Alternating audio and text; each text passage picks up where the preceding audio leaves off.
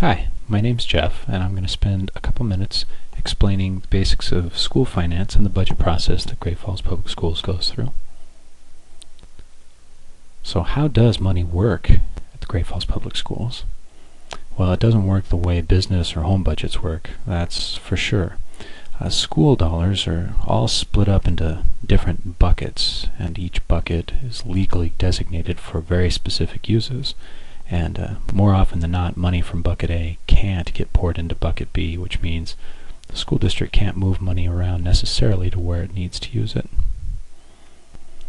So who splits up the money in these strange buckets?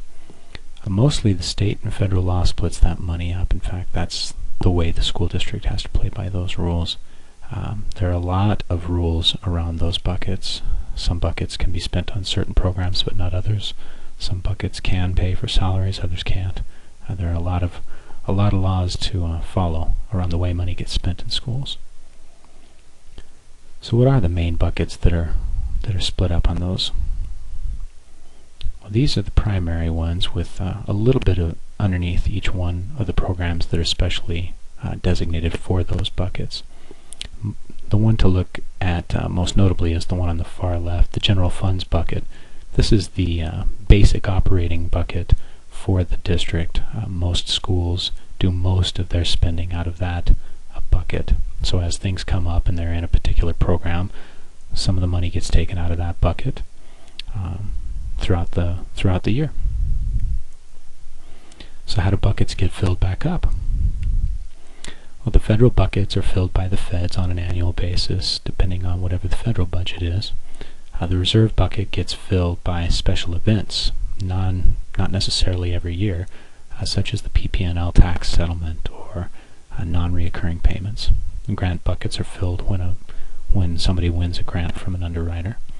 The real confusing one is the general fund bucket, which again is where most of the district's operation comes out of. So how do general buckets get filled? Well, about 55% of that comes from the governor's allocation out of the state budget, and about 45% comes from the local support, the local community. And this is on an annual basis. So what gets paid for by the general fund buckets? There's a lot of things that get paid for specialty programs out of those other buckets, but what comes out of the general fund? And this is a breakdown of what comes out of that. Over 83% of the general fund goes to support salaries of people working in the district. And there's a sizable chunk, 16%, that goes into other operations like heating and electricity. So what about stimulus? Where did that go? The stimulus dollars actually were directed into very targeted buckets. Special education in the federal buckets got the primary stimulus dollars. Our rainy day funds got a very small amount of that fund also. And this is a one-time event only. And it has to be, the dollars that went into those have to be spent in 18 to 24 months.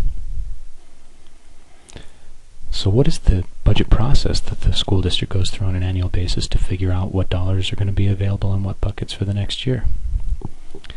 Well, an annual budget committee is formed, and this is a committee of both people that work in the school and people from the community, as well as school trustees.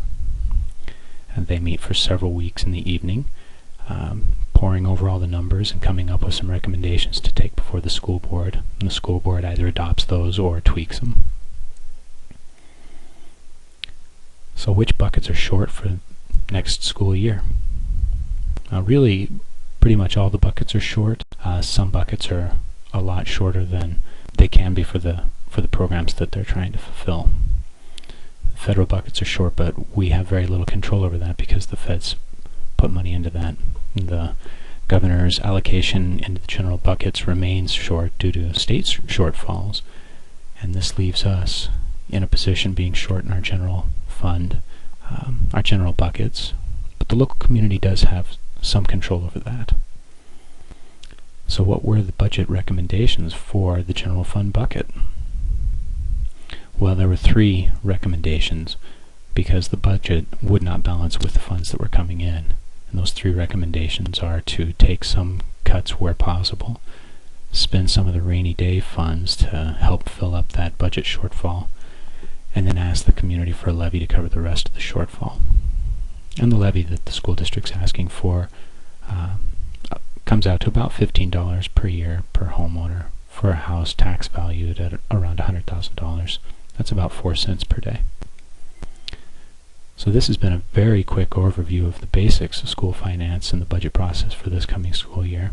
If you have more questions, then your local school principal can answer a lot of questions. The business office at the district office building can field detailed questions, and you can get very detailed information on our website at the following 2 addresses for either stimulus information or for budget information, including a line-by-line account of both of the general fund buckets if you'd like to see that.